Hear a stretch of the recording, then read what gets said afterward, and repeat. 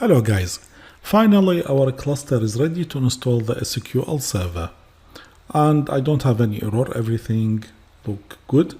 There is one more thing I need to check before start the installation. Let us check the notes in the SQL Server. As you see, both of them they are up, don't have any additional informations, and in storage currently in disks. Here, if you take a look to the owner, it tells you currently the owner is Victoria Server 2. If I access to disk management, right click on start, access to disk management. And as you see now, the hard disk, they are online in Victoria Server 2. Now, because of the cluster, Victoria Server 1 is in passive mode now. And if I check the disk management in Victoria Server 1, I will find like currently those hard disks or partitions are not really online. Check Victoria Server 1, login. Just right click on start and access to disk management. And in disk management, as you see, disk 1, disk 2, disk 3, all of them, they are offline. And this is normal and being expected because Victoria Server 1 now is passive. Okay, so that's why the first instance of SQL Server, I will install it on Victoria Server 1 or Server 2, the active one. And the second instance need to be installed on Victoria Server 1. How we will do that? We need, of course, to access now to the ISO image. So for Victoria Server 2, right click, settings. And in settings, I need to link the DVD, which I'll have it currently linked to physical drive, to ISO image. And my ISO image, I already have it. So we access to SQL 2019, and this is my ISO image. This is my OK. Switch to full mode. Minimize now the disk management, the failover cluster. The DVD is in here, I click on it. And I want now to run setup.exe. So please wait while the SQL Server get the right information. Now, if I take a look to the installation, here now, either install standalone, I don't want to have that one, or I want now to install it, a new SQL Server failover cluster installation. This is for the first instance. And then later on the second server, I will add node to SQL Server failover cluster. In maintenance, we can check edition upgrade, all stuff, tools, system configuration checker, just to make sure we hadn't missed anything. Show details, here I have no problem at all, everything is running smoothly. So let us start with the installation. This time I need to pick now a new SQL Server failover cluster installation. Now this process might take 3 to 4 minutes to reach to this page, so tolerate it. Here now specify free edition, we have evaluation developer. I will pick developer because we had explained what is the benefit of developer edition. We don't need to provide the product key for it. Go to next.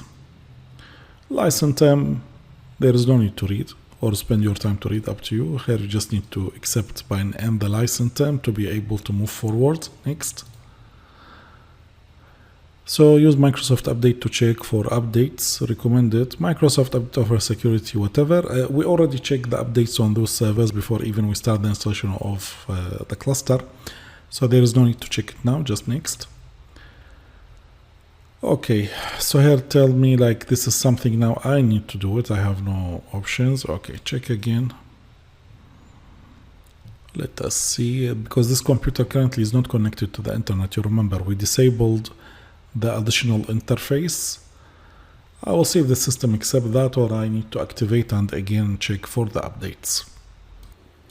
Still waiting for the check. We can continue if you want, or if you want to wait for scan.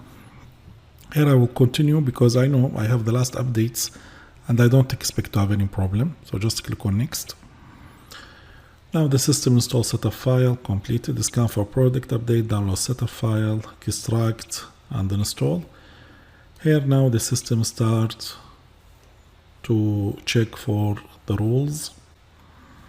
That also will take some time.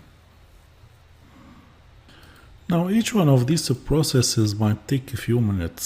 So one of the suggestions, if you have a good hardware, try to increase the RAM and then do the installation again. That is going to save time for you. The system now check all the rules. Everything is fine except this Microsoft cluster verification warning. You remember the warning which we had it before because of multiple paths? That's why here again I have the same warning. Everything else is passed. So I don't expect to have any problem. Everything can work fine. Click on next now. Feature selection. So we want to install the database engine, and that is going to install also SQL Server application, full text, data quality. I don't need to add any of these, R or Python or Java. I have nothing now with them. Polybase, we don't need it. Do I have anything with shared features? Data client, client tool connectivity. Let us add this one. Integration services, there's no need for it. Client tools SDK. Distributed replay, SQL client connectivity SDK. This one, let us add it.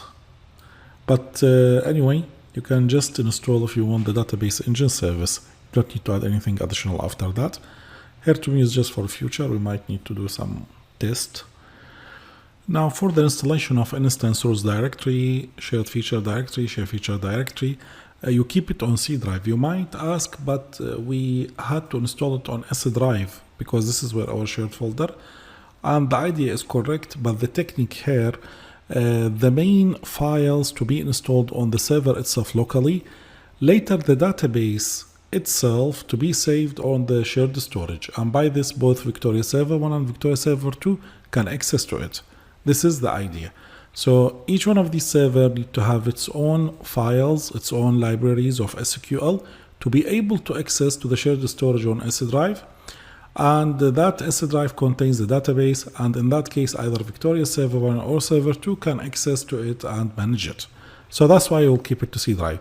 Even later, if you want to try to put S here in one of these paths, and immediately you will get an error, you won't be able to continue with the installation. Fine, so I'll keep it for C drive now by default. So we just need to click on next now. Please wait. Of course, here the installation is not going to be very smooth, and you know the reason. The main reason is because the main installation is be on the cluster. Part of it will be on this instance, the main database to be on the storage drive. So yeah, it's not like you just want to install direct instance on this server.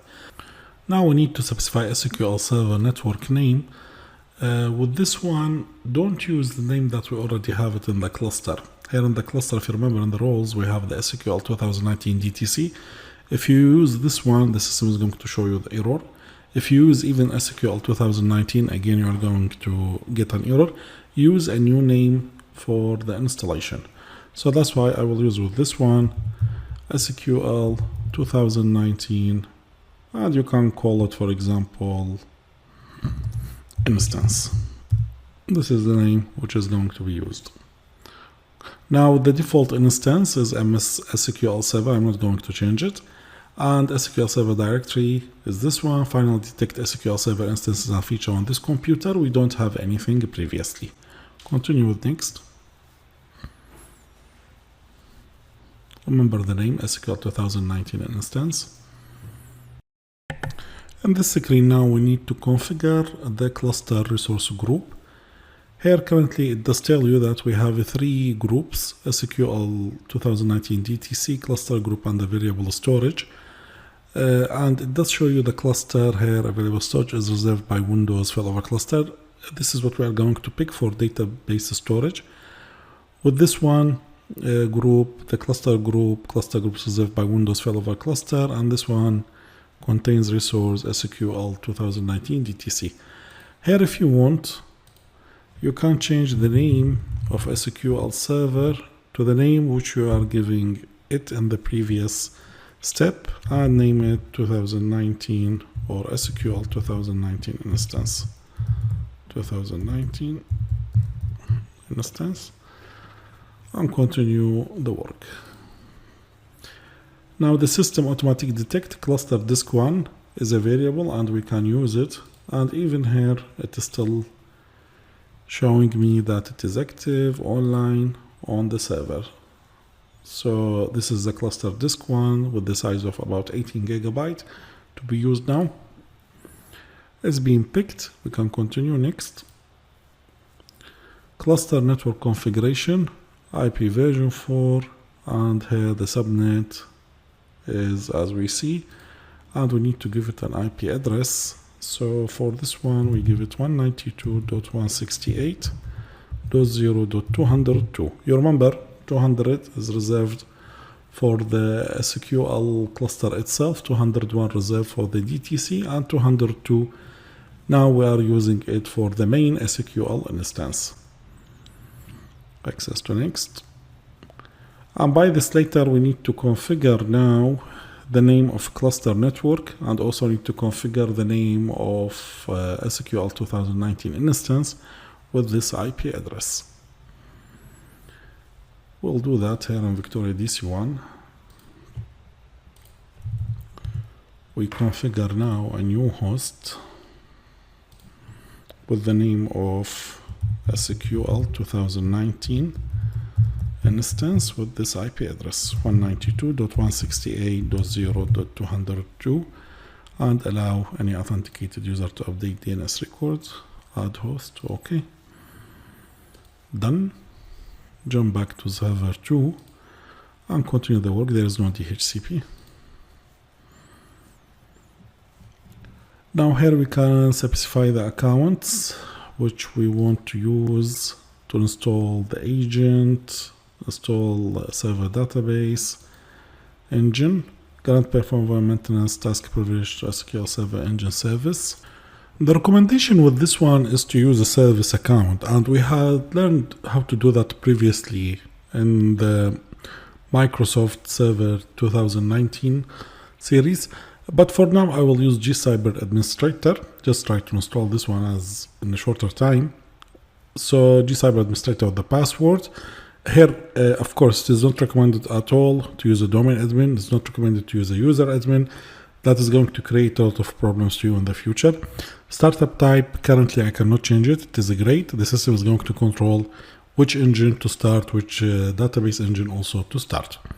Continue with next. Next step is database engine configuration. And I will keep everything to default. I will allow Windows authentication mode.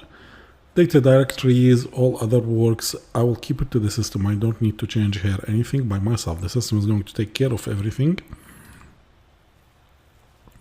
Add missing system administrator. Okay, we just add current user.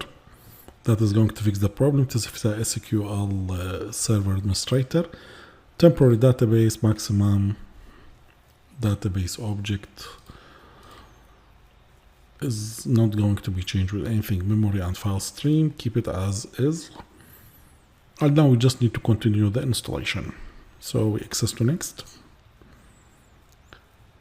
Feature configuration roles is the next one. So with these roles, this is exactly all what I have. And the configuration is going to be saved in this path. Now we need to start with the installation. Now, if you want, we might here have an error, we made something wrong, and later is not going to be easy to be fixed if that is the case. So exit the full screen mode. Now right click on Victoria Server 2, access to settings. Victoria Server 2, right click, access to snapshot, and take a snapshot and call this one snapshot for temporary. And you can here mention exactly what is the current situation. For example, just before SQL cluster install. And take a snapshot. And do the same for FreeNAS, because anything you are going to do in here, part of it is going to be written on the FreeNAS. So later, if you have a mistake, you can at least restore back your system to this point. Then you can cancel the installation and start over again to fix any problem that you might have, if you like. For me, I don't need to do that. I'll just continue with the install. Here, I just need to check here. What do I have? Just want to see why these are pending. Do I have Victoria Server 1 like it is off or something? Maybe it is being restarted. No, it is in there without any problem. Victoria Server is in there. Just waiting for these to see if they are online. They are online. Okay, so now I can continue. Install. Now we need to wait. Hello guys. As you had seen now, the installation has succeeded on the first node and all the services are online. Otherwise, if it is not succeeded, then unfortunately the only solution is you need to access to the wizard again, remove everything and start over again. And sometimes you might need even to deconstruct the failover cluster and rebuild it. Make sure everything is running fine, no warning, no problems, and then after that you can build your SQL first instance. Next step now, we need to build the SQL second instance on Victoria Server 1. And if we check our failover cluster now, in roles, we have now the SQL server is running, everything is green, and currently the owner node is Victoria Server 2. Definitely till we add Victoria Server 1 to the cluster, then it can be supported by both nodes. So if server 2 is down, then server 1 is going to take responsibility of it. That's what we have in this video. Thanks for watching.